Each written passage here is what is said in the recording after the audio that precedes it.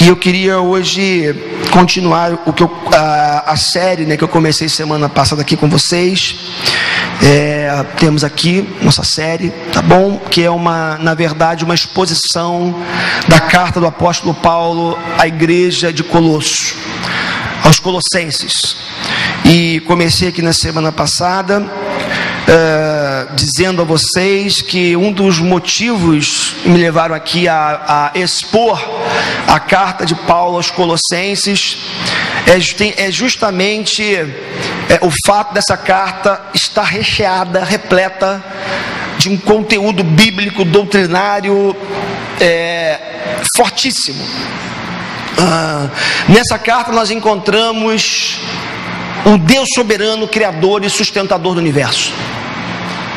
E eu disse aqui semana passada como é bom você começar o ano se lembrando que a sua vida não depende de você, em última análise, mas depende de um Deus soberano. Como é bom começar o ano lembrando que Deus governa e controla todas as coisas, nos mínimos detalhes da nossa existência. Tudo, absolutamente tudo é controlado por Deus. Quando eu lembro disso, irmãos, me dá um descanso na alma, me dá uma paz, porque tira um peso tão grande dos meus ombros. Como é bom saber. Mas essa soberania, essa glória, esse poder, esse controle da história, na história, se manifesta na prática na nossa vida. E aí vem o outro lado da moeda da carta de Paulo aos Colossenses. Porque se por um lado Paulo fala da soberania de Deus, por outro lado ele vai dizer: o Deus soberano colocou sobre vocês uma responsabilidade. Então, são duas verdades teológicas bíblicas aparentemente contraditórias. Eu disse semana passada que eu não ousarei tentar resolver a equação, porque ao longo da história os maiores teólogos se debruçaram sobre o tema e não resolveram. Não serei eu, que tentarei fazer isso aqui nessa série, aqui na igreja. Mas duas verdades aparentemente contraditórias, mas que se encaixam e caminham juntas: soberania de Deus e responsabilidade humana. O Deus soberano, criador, sustentador do universo, deu a mim e a você responsabilidades para a vida, para o dia a dia.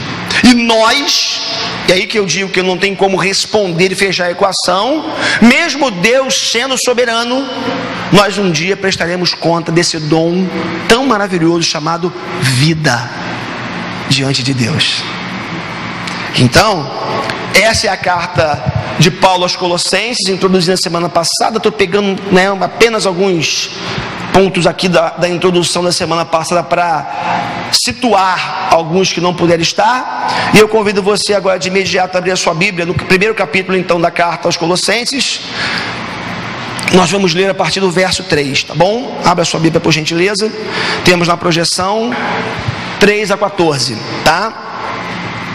Versos 3 a 14 da carta do apóstolo Paulo aos Colossenses. Vou dar um tempo para você abrir sua Bíblia, ligar seu smartphone, tablet, da forma como você prefere aí manusear a Bíblia. Enquanto você abre, eu tenho dito isso aqui, hoje eu acho que muito pela diversidade do grupo que a gente tem aqui na igreja, e tudo. Eu acho que eu falei semana passada isso também. Eu repito isso, porque eu acho que é bom para o nosso crescimento. A Bíblia é a palavra de Deus. E o salmista, diz o que? Guardei a palavra no seu coração, para não pecar contra ti.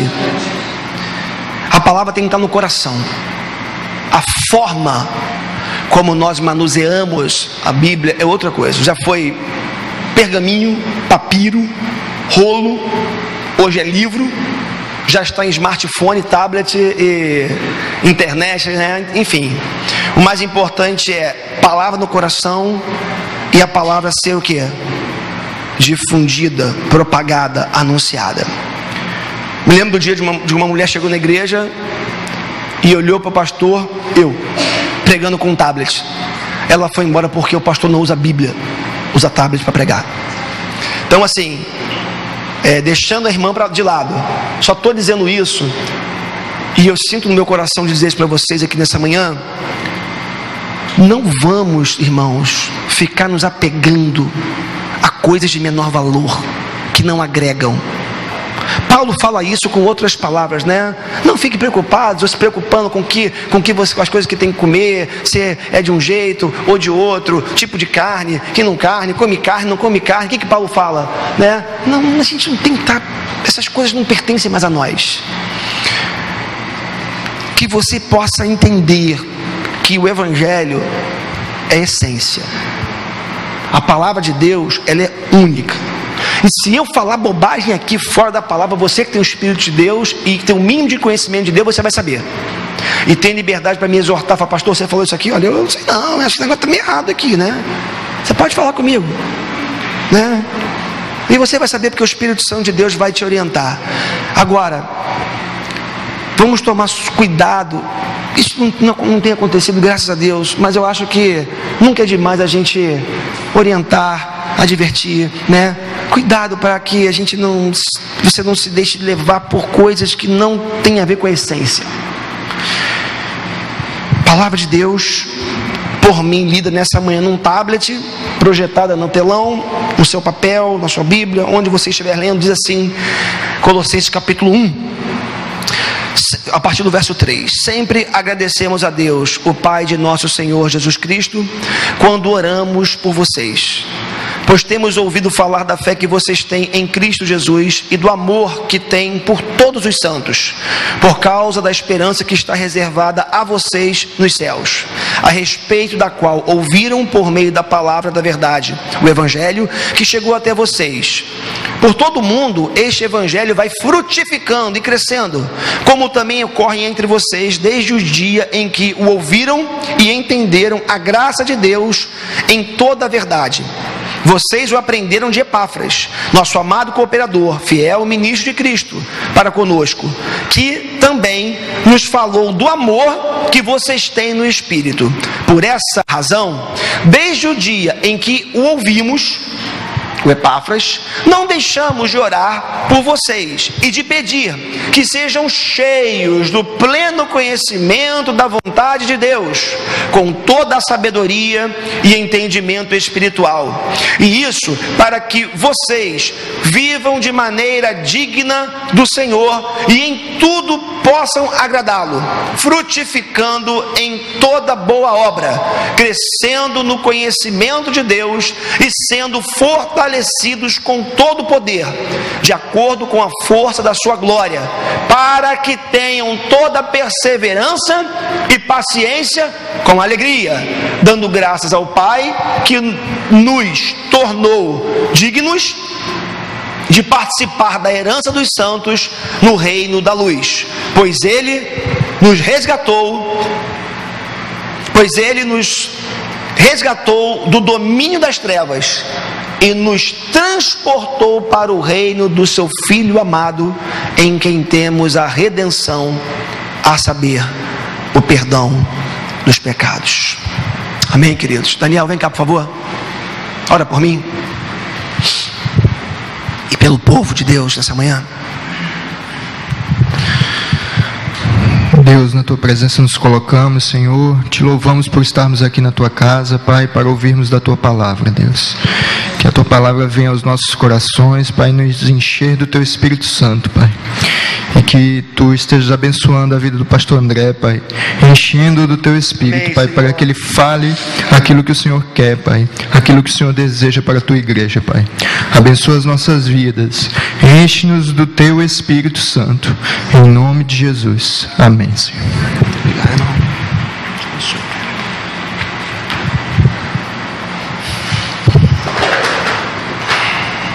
Amém.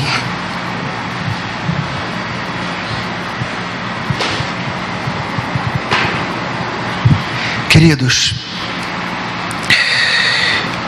eu quando essa semana me reencontrei com esse texto, tenho estudado esse texto para essa série, né, essa carta aos Colossenses, para essa série que eu tenho trabalhado com vocês aqui.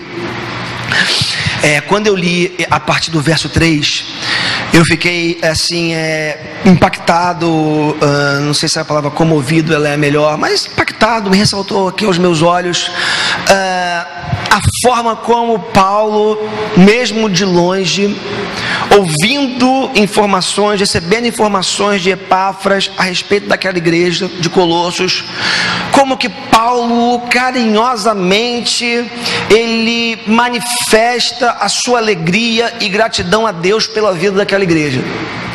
E aí eu fico me perguntando se Paulo ouvisse falar da nossa igreja, a comunidade presbiteriana da freguesia, e tivesse a oportunidade de escrever uma carta para nós, como teve, que é a carta de Colossos, para a igreja de Colossos, que serve para nós, o que Paulo escreveria, né, a respeito das informações que ele ouviu, daquilo que chegou para ele a respeito da comunidade presbiteriana da freguesia. Porque o que está acontecendo aqui nessa carta, nessa porção que a gente está lendo nessa manhã, é que Paulo está escrevendo, né, nesse capítulo 1, especificamente dos versos 3 a 14, justamente para expressar essa alegria com ações de graças pela vida dos irmãos daquela igreja.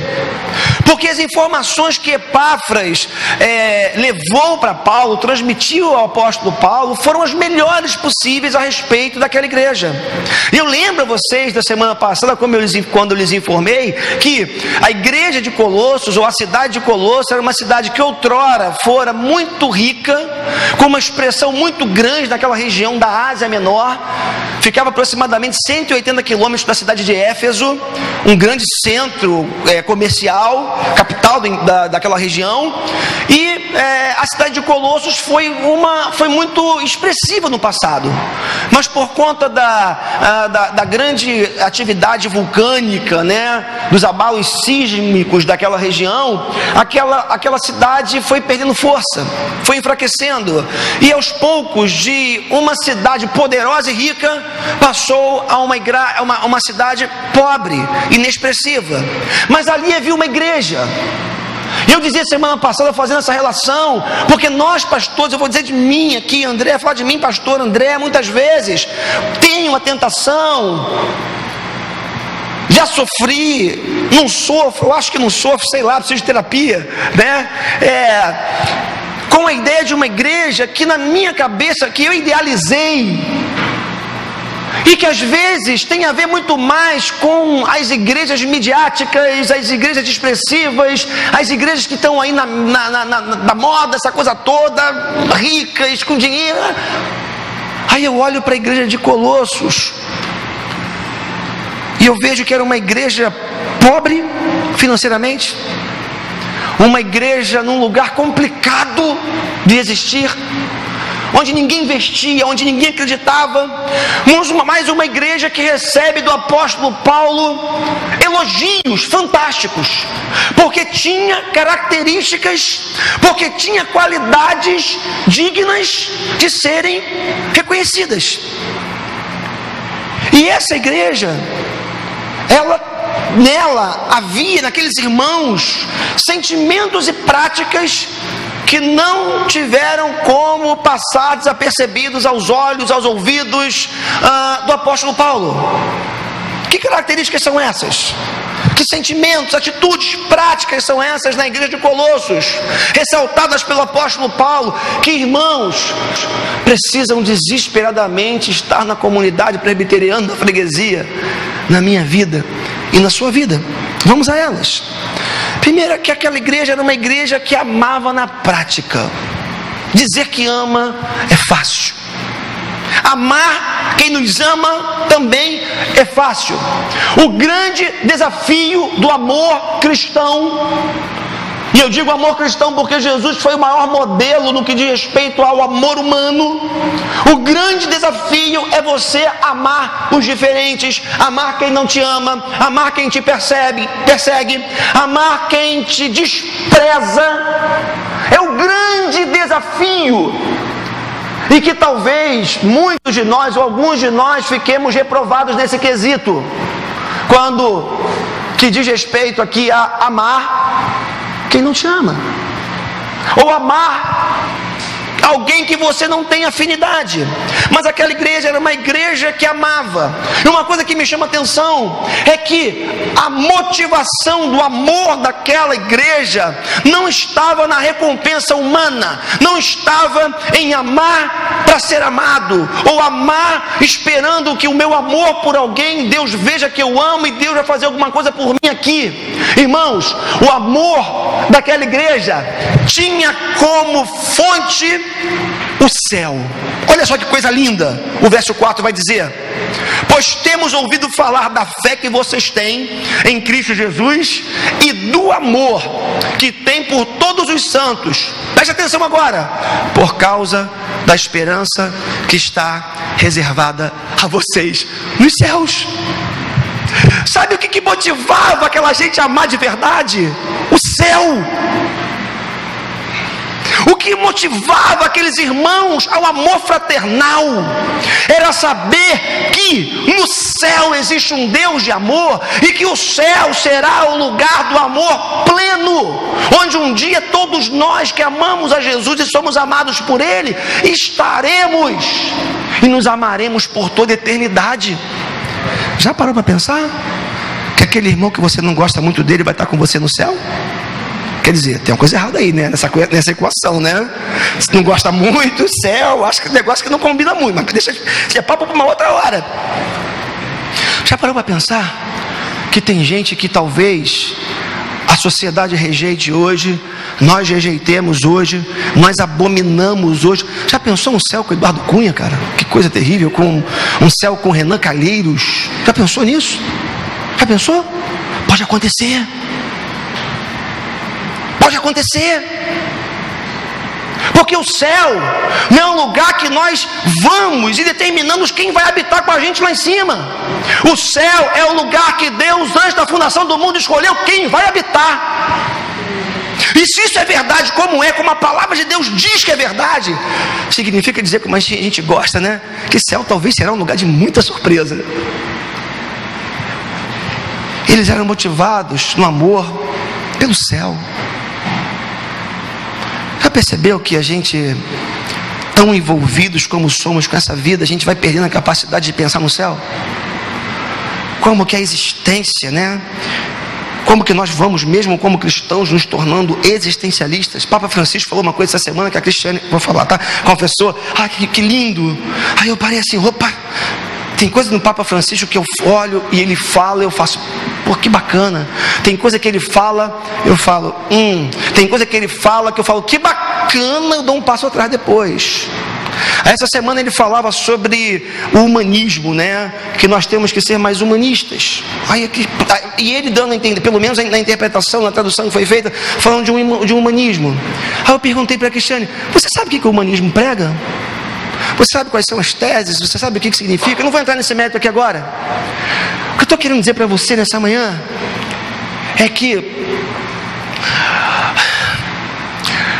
nós cristãos, muitas vezes nós nos tornamos tão daqui, tão presos a essa existência, tão humanos, no que diz respeito a presos a existência. Não estou dizendo que você não tem que ser humano nos seus relacionamentos, que você não tem que amar o próximo. Se foi isso que ele quis dizer, estou com ele.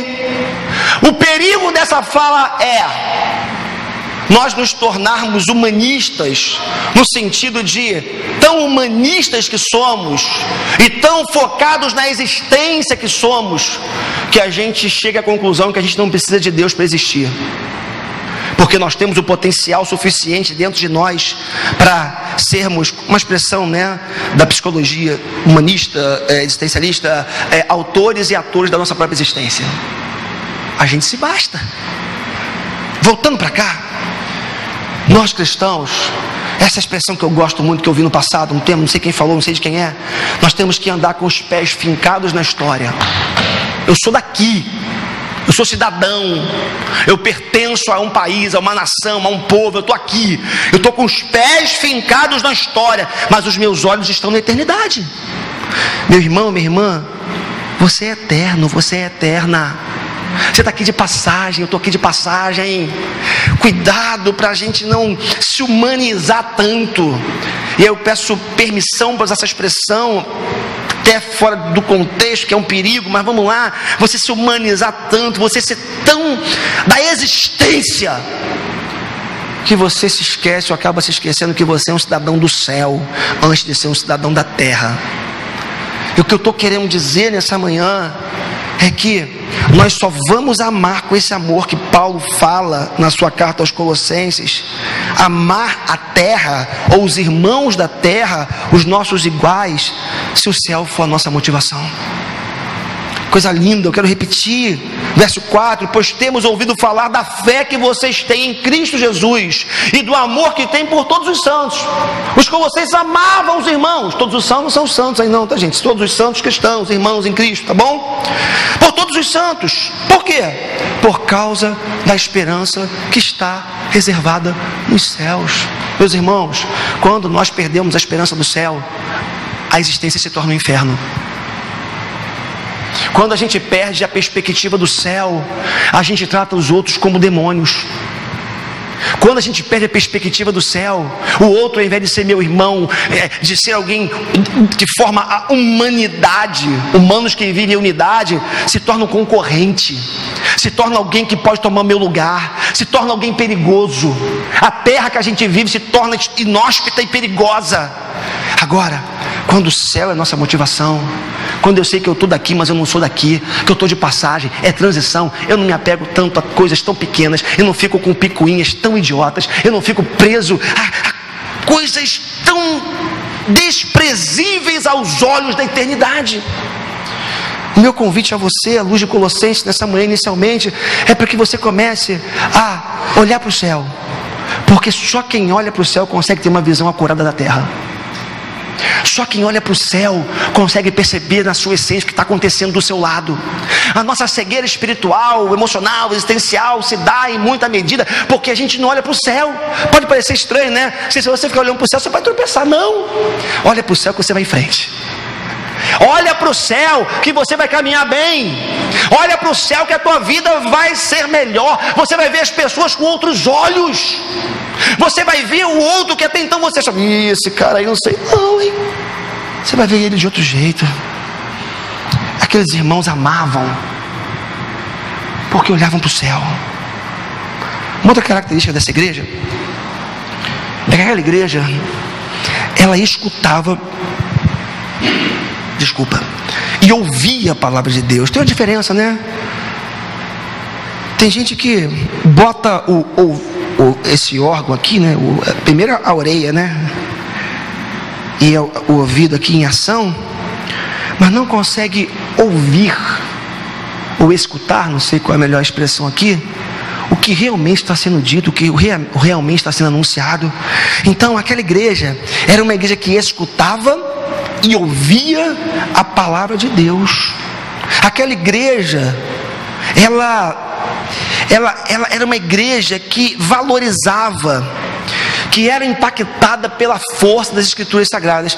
Bonita a Bíblia, verdinho, posso ver? Olha que Bíblia bonita do verdinho, tá vendo? Olha, Bíblia de estudo, gostei disso aqui, rapaz. E aplicação pessoal, bonito, né? Ganhou um presente? Bacana, muito bonita, bacana. Obrigado. Opa, foi mal, desculpa. Bíblia de estudo e aplicação pessoal. Irmãos, se o título dessa Bíblia ela se constituir uma verdade na nossa vida, ou seja, estudo e aplicação pessoal, sabe o que vai acontecer? A nossa vida vai mudar, vai ser transformada, porque a palavra de Deus, ela é a bússola, ela é o norte, ela é a diretriz, é tudo o que você e eu precisamos para vivermos uma vida satisfatória, excelente, enquanto estamos aqui desse lado. Olha só Colossenses capítulo 1 ainda, claro que nós estamos, versos de 5 a 7. Por causa da esperança que está reservada a vocês nos céus, o verso 4, né? Verso 5. A respeito da qual ouviram por meio da palavra da verdade. Que palavra da verdade é essa? O evangelho que chegou até vocês, a boa nova de salvação, por todo o mundo, olha que coisa linda, este evangelho vai frutificando e crescendo, como também ocorre entre vocês. Mas como é que começou isso? Desde o dia em que o ouviram e entenderam a graça de Deus em toda a sua verdade. Vocês o aprenderam de Epáfras, nosso amado cooperador, fiel ministro de Cristo, para conosco. Irmãos, aquela igreja é uma igreja bíblica. Aquela igreja é uma igreja que amava a palavra de Deus. Aquela igreja é uma igreja formada por gente que lia a Bíblia. Como é que pode crente não ler a Bíblia? Como é que pode crente não meditar? Tem gente que... Olha só, isso aqui é muito importante. Tem gente que lê a Bíblia, que come a Bíblia, que mastiga a Bíblia, mas não digere. Tem gente que lê, mas não para refletir, para meditar no que leu. Vou dizer para vocês uma coisa, vou ousar dizer uma coisa para vocês. É na meditação da palavra que o Espírito aplica as verdades eternas no nosso coração. Porque se isso acontecer, você vai ser um bom conhecedor da letra. Você vai citar versículo de cor, vai saber onde está a passagem tal, mas não vai ter aplicação pessoal da palavra eterna de Deus na sua vida. Aquela igreja é uma igreja que triunfava no melhor sentido da palavra, não esse triunfalismo louco que existe por aí. Aquela igreja triunfava na palavra justamente porque o evangelho era o centro. Eles amavam Jesus e amavam o evangelho, a verdade, a palavra de Deus. Uma igreja bíblica, irmãos, crente tem que gostar de escola dominical. Irmãos, crente tem que gostar de conhecer a Bíblia. Crente tem que gostar de conhecer as histórias bíblicas. Vou fazer um teste. Não, estou brincando, calma, estou brincando, não vou fazer teste, tá? A gente tem que conhecer, sabe por quê? Quantas vezes você está num momento difícil da sua vida, aí você lembra da palavra, de uma história, de um personagem, e aquilo vai se descortinando dentro de você, e aquilo vai impactando você, e você se identifica com a palavra, com o personagem. Daqui a pouco você entra, viaja no texto, vai embora, e daqui a pouco você vai ganhando, recebendo a força, a paz que você precisa, a direção que você precisa, e Deus vai falando com a tua vida. Agora para isso tem que conhecer. Epáfras chegou e deu a boa notícia. Epáfras chegou e abriu a porta do conhecimento do evangelho, da salvação para aquela igreja. Sabe o que aconteceu? Epáfras, ele fez o seguinte, abriu a brechinha da porta. A turma foi, meteu o pé, vamos entrar nesse negócio. E foi, entrou, invadiu a porta do conhecimento de Deus. Meu desejo para a tua vida, a gente está começando o ano ainda, né? Daqui a pouco vai dizer, já estamos acabando, é tão rápido, né? Isso é um flash, mas estamos começando, segura o tempo, né? Estamos começando, o ano está só começando. Faz desse ano de 2016 o ano da palavra na tua vida, em nome de Jesus. Faz desse ano o ano do conhecimento da palavra. Come esse livro, vem profetizando da palavra, vem para os estudos, leia em casa, medite no que você leu. Vai ruminando, vai no ônibus, lembrando do que você leu, pensa na história, vai em oração, leia em oração. A igreja de Colossos, ela é elogiada por Paulo, por ser uma igreja da palavra, coisa linda. E era uma igreja que frutificava. Como é que não vai frutificar? Olha só o que o texto diz para a gente no verso 6, só repetindo o que já lemos, que chegou até vocês, né, por meio do Epáfras, essa palavra, e por todo o mundo este evangelho vai o quê? Vai o quê? Frutificando. O evangelho vai frutificando e crescendo, como também ocorre entre vocês, desde o dia em que o ouviram e entenderam a graça de Deus em toda a sua verdade. Irmãos, olha só, eles ouviram, escutaram, entenderam a graça de Deus em parte, não, em toda a sua verdade. É fundamental. Eles não fatiaram e escolheram o que eles mais gostavam. Eles não pegaram as doutrinas mais legais, que mais os cativava, que mais os motivava. Não, toda a verdade de Deus. Eu lembro do apóstolo Paulo falando para Timóteo justamente isso: prega o evangelho. Você prega o evangelho todo, porque o evangelho todo precisa ser conhecido, e o bom obreiro de Cristo é aquele que prega todo o conselho de Deus. E Paulo fala a Timóteo: cuida do bom depósito. O bom depósito é a palavra de Deus.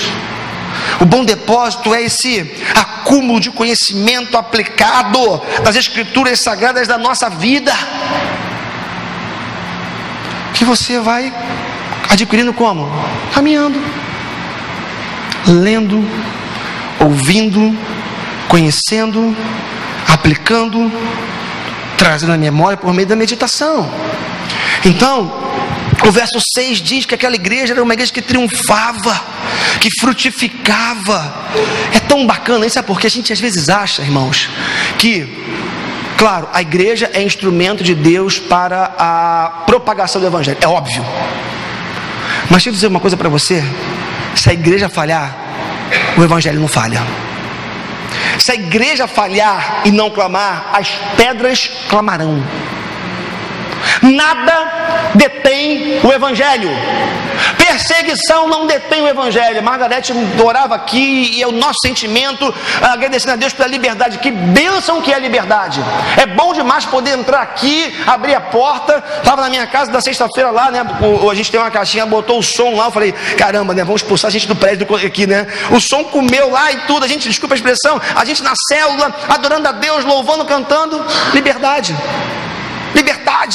total, é bom demais. Mas deixa eu dizer uma coisa para vocês, que vocês já sabem: a falta de liberdade não aprisiona o evangelho. Pelo contrário, o apóstolo Paulo esteve preso em Éfeso. Ele diz que as correntes que o prendiam ali não tinham o poder de calar, de impedir que o evangelho propagasse. E muitas cartas foram escritas na prisão. Perseguição não impede o evangelho. Eu vejo crentes querendo ser advogado de Deus, advogado da Bíblia, defender a Bíblia. Você acha que você não tem que defender nada? Não adianta bater boca, não adianta você querer ser advogado de Deus em alguns momentos, e você não precisa, porque você não foi chamado para isso. Agora, o evangelho está avançando, o tempo está passando, vai chegar a consumação da história, volta de Jesus. Eu não quero estar fora disso. Você quer?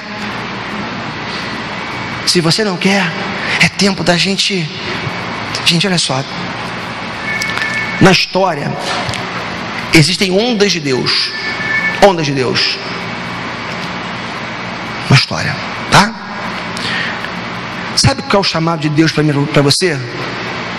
Surfar na onda dele, entrar no momento dele. Eu acredito que nesse momento nosso da comunidade presbiteriana da freguesia, Deus está fazendo alguma coisa. Eu não sei explicar, nem quero explicar, não é meu papel explicar. Eu andei com a alma seca durante um tempo. Quando eu digo alma seca, tá bom, vou mudar, com os olhos secos, né? E chorava na presença de Deus. E assim, culto após culto aqui nessa igreja, eu não sei o que está acontecendo. O Daniel está orando por mim aqui, e as lágrimas têm vindo, e eu sinto o mover de Deus. Eu sinto que Deus está fazendo alguma coisa, né? E aí, a pior, não sei se eu posso usar essa expressão, a pior, mas eu queria te incentivar a não deixa de surfar a onda de Deus, não. Não deixa de pegar esse jacaré gostoso, não, de Deus, não. Entra nele. Vamos juntos. Vamos viver aquilo que Deus tem para viver. Não como o Lulu Santos diz, vamos nos permitir, né? Não. Pode ser. Vamos nos permitir. Boa, gostei do Lulu Santos. Agora aqui aplicar na versão correta, né? Aqui, né? Aplicação correta. Não se permitir o pecado, o erro, mas se permitir o agir de Deus. Surfar a onda de Deus. O evangelho entra com Epáfras, ele só abre a porta, aquela igreja entra, mergulha no conhecimento, frutifica, se torna agente de Deus na multiplicação, na frutificação dessa palavra. E aquela igreja era interessante, porque isso é fantástico, né, irmãos? eu dizia isso, acho que foi na célula, a religião, ela é importante, mas ela pode ser um entrave na nossa vida. Ela pode ser uma pedra, e é muitas vezes uma pedra de tropeço. Por que eu digo isso? Porque às vezes o que a gente percebe é que o cara se converte, tem encontro com Jesus, o coração aquece, ama Jesus, evangeliza, e está lá, vem a igreja, vem o estudo, aí passa 1 ano, 2 anos, daqui a pouco o cara vai esfriando. Aí chegar na igreja é difícil. Essa igreja de Colossos tinha uma característica interessante. Essa igreja era formada por cristãos, agora cristãos, mas que tinham vindo do paganismo, religiões pagãs. A cidade era pagã, ou seja, não acreditava no Deus de Abraão, de Isaac e de Jacó, um envolvimento com a idolatria, havia muitos conceitos filosóficos naquela região, né, que minavam a vida das pessoas, a religiosidade das pessoas. Mas essa igreja estava ali naquele centro nervoso desse paganismo, nesse centro nervoso daquelas heresias que borbulhavam no primeiro século. Mas com tudo isso, aquela igreja era uma igreja que se manteve fiel, porque formada de gente que veio do paganismo, mas que agora conheceram o evangelho, aquela galera, aquela turma não queria deixar de surfar a onda de Deus, sobretudo por saber o que tinham vivido lá atrás. Porque é uma coisa impressionante, quando você, ou melhor, é um movimento de lá para cá, de Deus para cá, quando a verdade é descortinada diante dos seus olhos, você para e fala assim: cara, como é que eu pude acreditar naquilo tudo lá atrás? Como é que eu posso fazer? Lembrei do meu sogro, né? Assim que ele se converteu, teve um encontro com Jesus, ele falou assim: que raiva. Desculpem aqui que eu vou dizer, tá? Se alguém aqui, né? Enfim, como é que eu pude acreditar naquele Papa por tanto tempo? Não era o Francisco ainda não, era, né, o outro lá atrás. Como é que eu pude acreditar? O que ele quis dizer, né? Hoje ele conhece a verdade, caminhou no erro, na mentira, no engano por tanto tempo. Irmãos, é importante que a gente nessa manhã entenda isso. Esse evangelho, essa igreja formada por cristãos que vieram do paganismo, que conheciam algo lá atrás, mas quando o evangelho se descortinou para eles, meu Deus, quanta luz! E eu tantos anos vivendo nas trevas, no engano, no erro por tanto tempo. Hoje você conhece a verdade, meu irmão, minha irmã. O evangelho foi descortinado para você. O meu incentivo, a minha palavra nessa manhã é: penetra, mergulhe de cabeça nessa palavra. Mergulhe, olha o que Deus fez por você. Deus tirou você do engano, do erro, da mentira, do algo, sei lá. Deus te tirou de algum lugar e te trouxe para a presença dele, que é a coisa mais fantástica que pode acontecer. E essa passagem ela é fantástica, continuando aqui, porque ela traz para nós justamente essa essência da vida cristã. Lembra que eu falei soberania de Deus de um lado no livro de Colossenses? Lembra, Mateus, que eu falei isso? Colossenses é o livro que fala da soberania de Deus, mas também fala da responsabilidade humana. Duas verdades que se completam, se complementam. E nessa passagem nós encontramos justamente a essência da vida cristã. Paulo está dizendo: olha, o que eu percebo vocês? Vocês vivem o evangelho. Vocês não apenas acreditam no objeto certo, vocês creem, vocês vivem de acordo com a fé de vocês. Essa, aliás, é uma definição de piedade cristã. O que é a piedade cristã? É você crer no objeto certo, mas viver de forma coerente com a sua fé. Então, eu tenho um objeto de fé que por si só já é o correto, é o Deus Criador e Senhor de todas as coisas. Para aí? Não. Continua como? Vivendo de acordo com a minha fé. Não basta você dizer que crê, porque a Bíblia diz que até o diabo crê, e mais do que alguns crentes até estremece, porque tem crente que não estremece, o diabo estremece. Tem crente que se acostumou com a presença, presença não sei, se acostumou com a ideia de Deus. Deus, legal, tá aí, gente boa, bacana. Eu vejo algumas coisas no Facebook, irmãos, de crente que eu não acredito. Eu vejo coisas no Facebook, as pessoas falando algumas coisas que eu me seguro, ela me conhece, eu me seguro para não chegar e entrar na briga. Eu me seguro, não vou falar, né? Aí não falo, às vezes eu falo, às vezes eu não falo. Cada absurdo, a forma como as pessoas estão tratando Deus por aí. se referindo a alguns conceitos sobre Deus que as pessoas têm por aí.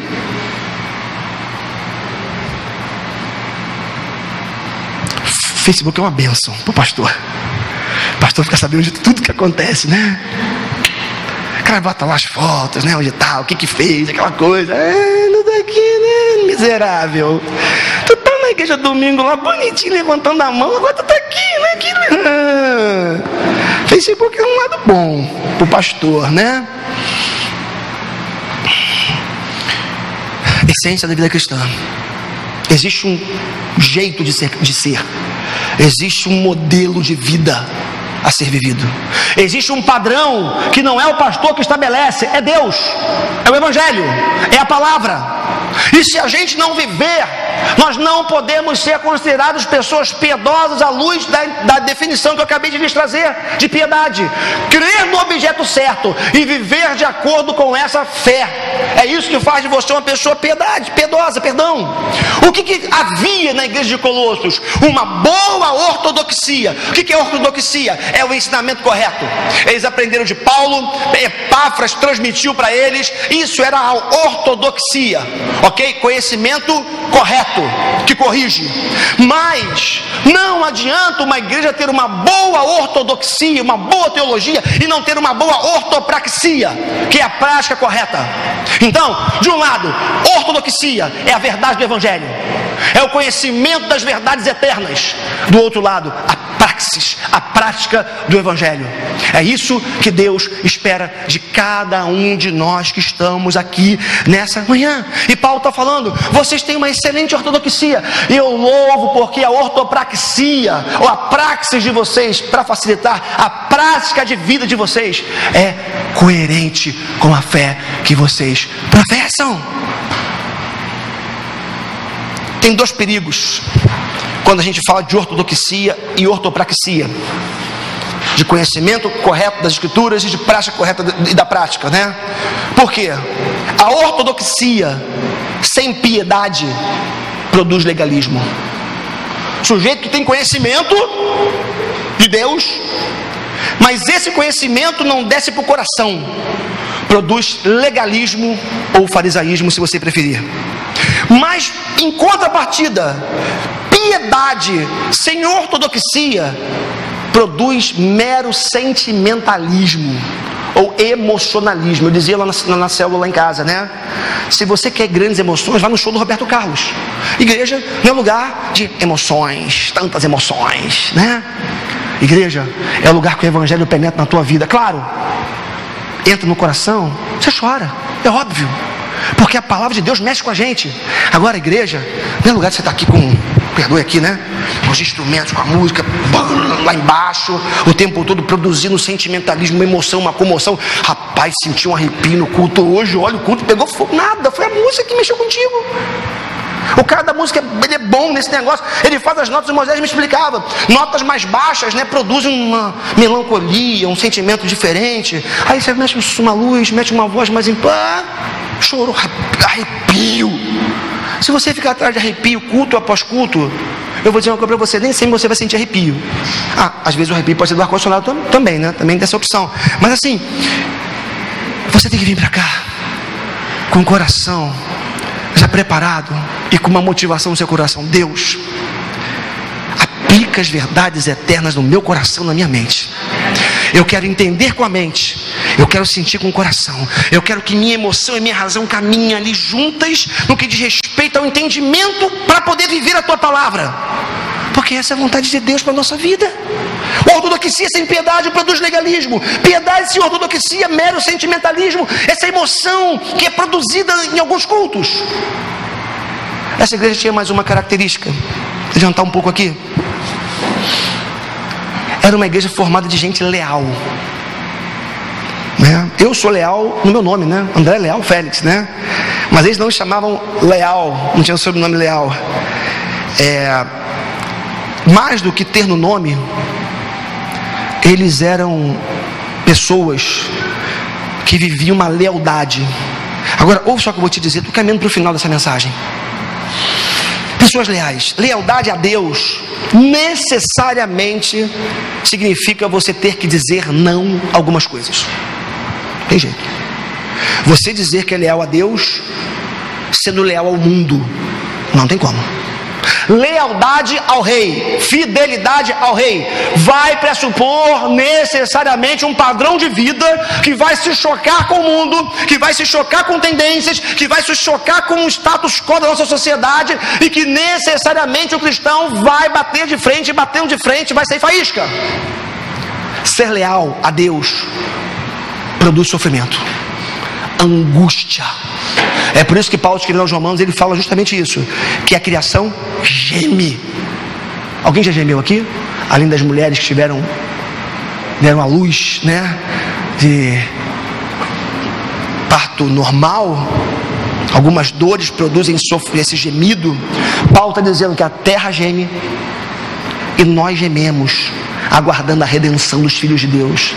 Esse gemido é produzido pelo choque com o mundo o tempo todo. Angústia na alma. O cristão é alguém que se angustia todo dia quando lê o jornal, por exemplo, quando ouve as notícias, quando ouve sobre corrupção, quando olha para o vizinho, quando olha para a sua própria vida e percebe que pecados não foram dominados e vencidos ainda. Angústia. E o cristão leal a Deus necessariamente vai ter que dizer não para algumas coisas. E essa lealdade a Cristo, ela pode envolver o homem em todo tipo de perdas, tribulações, sofrimentos, impopularidade. O que acontece? Se você for fiel, a gente tem olha só, existe um risco. É muito legal ser contextualizado. Eu faço parte de um grupo de plantação de igrejas, onde um dos focos é igreja contextualizada. Falar a linguagem da sociedade, alcançar a sociedade, a música contextualizada, inserir na cultura. Agora, isso tem um risco muito grande. Por quê? Temos que ser contextualizados, mas não podemos nos confundir com o mundo. E há uma linha muito fina que separa contextualização de envolvimento com o mundo. É muito fina essa linha. E essa lealdade vai produzir isso na nossa vida, se nós formos realmente leais a Deus. A lealdade a Cristo, para muitos pode parecer uma loucura, para o mundo. Por exemplo, perguntas que de repente você pode ter ouvido e você mesmo faz. Para que perdoar? Cara, ele fica para lá, eu fico para cá. É só ele ficar o caminho dele lá, eu fico no meu aqui. A gente não se encontra mais. Você segue a sua vida, eu sigo a minha. Por quê? Por lealdade a Jesus. Porque ele manda e ele perdoa a gente. Por que falar sempre a verdade? Não dá para ter cara, sempre. Mas assim não dá. Um cristão é alguém que tem jeito. A esposa fala assim: tô bonita hoje. Sim, né? Tá? Não é meu caso, viu? Mas tirando a brincadeira, irmãos, o cristão é alguém que vive a verdade, anda na verdade e fala a verdade. Você não pode mentir, você não pode ser um mentiroso, e você não pode ser um estilo de vida, você não pode ter um estilo de vida mentiroso, um estilo de vida. Aquilo que eu dizia no meu tempo de garoto era crente Raimundo, pé na igreja, como é que é? Um pé na igreja, outro no mundo, não é isso? Eu vi, alguns não lembram disso aqui não. Crente Raimundo, pé na igreja, pé no mundo. Eu já fui crente Raimundo, gente, já fui. Eu tive essa fase de crente Raimundo, né? Tava na igreja, no mundo, aquela coisa, né?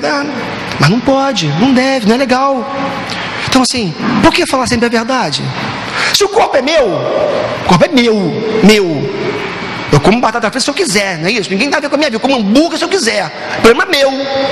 Criança, adolescente, minha filha, é minha vida, né? Sua vida, o que? Vai se lascar pra lá, minha vida, 11 anos, minha vida, né? Cadê o Wesley? Não, Wesley. Wesley viu ontem, né? Vai fora, rapaz. Se o corpo é meu, por que eu não posso usar como eu quero? Por que eu não posso fazer o que eu quero com o meu corpo? Por uma razão muito simples. A Bíblia diz que o teu corpo não é teu. A Bíblia diz que o teu corpo, ele é um tabernáculo, morada de Deus. Se o corpo não é seu e é de Deus, você não pode fazer o que você acha que você pode fazer. É simples assim. Por que eu não posso fazer tudo que eu quero, tudo que eu gosto, tudo que eu sei fazer, como aquele comercial que eu falei para vocês há pouco tempo, por uma razão muito simples. Teu coração é enganoso, meu coração é enganoso, como a Bíblia diz. Eu acho que eu estou arrebentando, estou abafando. Deus está falando, não é nada disso, meu filho, vira para lá, para cá está errado. O cristão, ele vai ter necessariamente uma dupla lealdade, e aí a gente tem que entender isso. É lealdade a Deus acima de tudo, mas lealdade aos homens, enquanto aqueles que nos são iguais vivem debaixo da palavra de Deus. O que eu quero dizer com isso? Eu não tenho como dizer que sou leal a Deus se eu não sou leal à minha esposa. Não tem como. Eu sou leal a Deus, mas eu não sou leal a ela. E não tem a ver, mas não só com a questão de traição. Tem a ver com não protegê-la, com não defendê-la, com não investir na vida dela, não ser um bom marido. Embora eu fale muito nessa área, eu não sou muitas vezes um bom marido como deveria ser, não cheguei onde eu gostaria de chegar, ela sabe disso, melhor do que ninguém, mas assim, é meu papel, é meu dever, é minha obrigação ser leal a ela, é meu dever ser leal a vocês como pastor de vocês, pregando o que Deus mandou pregar, não me omitindo, exortando. Quer ver uma forma que eu tenho de ser leal a você? Te exortando. É uma forma que eu tenho de ser leal a Deus e a você, cumprindo da melhor forma o meu chamado pastoral. Não tem jeito. Não tem jeito. Então, o cristão, ele é chamado para viver essa dupla lealdade a Deus e aos homens. Não tem como a gente ser infiel nos contratos, fazer coisa errada. Aí Paulo vai orar pelos colossenses. E essa oração dele que ele faz em Colossenses capítulo 1 aqui, que é o nosso texto, é fantástica. Porque essa passagem nos ensina mais, muito mais do que simplesmente falar, orar palavras, balbuciar palavras, mas fala justamente da essência da oração de petição no Novo Testamento. E essa oração que Paulo faz, ele faz dois grandes pedidos. E eu queria terminar com eles nessa manhã. Dois grandes pedidos que o apóstolo Paulo faz no capítulo 1 de Colossenses, dos versos 4 a 14. Primeiro, Paulo pede a Deus que aqueles irmãos pudessem ter um conhecimento crescente da vontade de Deus. Paulo ora, e o texto fala isso, já tirou da tela ali o texto, né? Apagou ali, deixa eu voltar aqui então. É fantástico a oração que Paulo faz. Olha o que ele diz.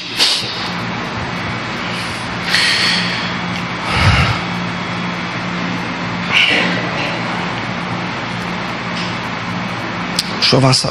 Por essa razão, desde o dia em que o ouvimos, não deixamos de orar por vocês e de pedir que sejam cheios do pleno conhecimento da vontade de Deus, com toda a sabedoria e entendimento espiritual. E isso para que vocês vivam de maneira digna do Senhor.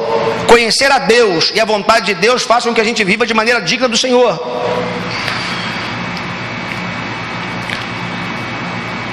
E em tudo possam agradá-lo, frutificando em toda boa obra, crescendo no conhecimento de Deus e sendo fortalecidos com todo o poder. Isso aqui tudo é oração de Paulo pelos colossenses, de acordo com a força da sua glória, para que tenham toda perseverança e paciência com alegria, dando graças ao Pai que nos tornou dignos de participar da herança dos santos no reino da luz, pois ele nos resgatou do império das trevas e nos transportou do reino do seu filho, e nos transportou para o reino do seu filho amado, em quem temos a redenção, a saber, o perdão dos pecados. Então, o que está acontecendo aqui na oração de Paulo? Paulo ora para que aqueles irmãos pudessem simplesmente não só conhecer, mas continuarem conhecendo. Presta atenção aqui, Colossenses. Vocês têm uma vida digna de ser elogiada. Mas, eu li daqui os lábios do Daniel, mas não se acomodem no que vocês já alcançaram. Por isso eu oro, para que vocês continuem crescendo no conhecimento de Deus, porque a Bíblia, irmãos, é uma fonte inesgotável de conhecimento. Você pode ler o texto uma vez, o mesmo texto, você lê 50 vezes, 50 vezes Deus vai falar com o teu coração, e muitas vezes de forma diferente. Paulo ora então para que eles continuassem crescendo, e Paulo ora por um conhecimento que se traduza em atitudes práticas. Repito, ortodoxia produzindo ortopraxia. E Paulo fala de sabedoria e de conhecimento, que aparentemente são duas coisas, a mesma coisa, mas ele usa duas palavras diferentes de propósito. Ele fala do conhecimento de Deus, da essência, de filosofia, mas ele usa uma outra palavra no grego que significa o quê? É a prática desse conhecimento, é a sabedoria, é a forma correta de você aplicar o conhecimento, porque tem gente que sabe muito, mas não sabe aplicar esse conhecimento. E ele termina falando de 3 grandes dons espirituais que ele pedia para os colossenses: paciência, longanimidade e alegria. Essa porção termina com Paulo orando, pedindo que os colossenses recebessem 3 grandes dons fundamentais na nossa vida: paciência, longanimidade e alegria. Paciência e longanimidade que nós poderíamos no primeiro momento confundir e achar, Paulo foi redundante. Não foi. Paulo usa 2 palavras gregas, tá? Hiponomê, que significa suportar os reveses da vida. É uma paciência que tem a ver com o sofrimento. Vocês são pacientes quando os reveses vêm e vocês conseguem suportar. É a chamada resiliência da física. Você é resiliente, você pode ser até amassado, achatado, mas você volta ao seu formato original. É mais ou menos isso, a grosso modo. É paciência nos reveses da vida. E a palavrinha do grego é hiponomê. Mas tem uma outra palavrinha quando Paulo fala da paciência ou da longanimidade agora, que é a macrotimia, que é justamente a paciência ou a capacidade de tolerarmos as pessoas que têm o potencial de tirar a gente do sério. Longanimidade e paciência no mesmo texto. Uma tem a ver com os reveses da vida, a outra tem a ver com pessoas. Eu suporto, sou paciente na tribulação. Deus me capacita com essa capacidade, perdoe a redundância, de ser resiliente. Isso é paciência. E a longanimidade aqui no texto, no seu original, significa você aguentar, suportar, ter paciência com aquelas pessoas que tiram você do sério ou que têm o potencial para assim fazer. Por quê? Somos uma comunidade, vivemos em comunidade, somos uma igreja e é natural, é humano, é normal a gente se estranhar de vez em quando. Paulo está falando, eu oro para que vocês tenham a capacidade de aceitarem uns aos outros. Eu oro para que vocês sejam uma igreja onde cada vez mais se amem, porque olham para o céu. Aí vocês olham para o céu e conseguem se amar na terra. E se amando na terra, vocês recebem essa capacidade de simplesmente, mesmo se o irmão falar contra você, mesmo se o irmão provocar você, mesmo se o irmão olhar torto para você, você continuar tendo paciência com o teu irmão. Porque no céu, eu vou repetir o que eu já disse, todos nós que tememos a Jesus e andamos com Ele, vamos ter que andar de mãos dadas. Então, se lá na frente a gente vai ter que viver isso, vamos começar a ensaiar agora. Vamos começar a exercitar agora. Amém, meus queridos? Paulo louva a Deus pelas características, pelas virtudes, pela beleza daquela igreja. Mas tem um mais ali, né? Mas tem um mais. Ele ora para que essa igreja continue frutificando, crescendo, vivendo a verdade da palavra de Deus. Que a comunidade presbiteriana da freguesia, a começar em mim como pastor dessa igreja, e alcançando a todos vocês, seja uma igreja que viva esse padrão, esse modelo de igreja que Paulo descreve aqui na sua carta aos Colossenses, no capítulo 1.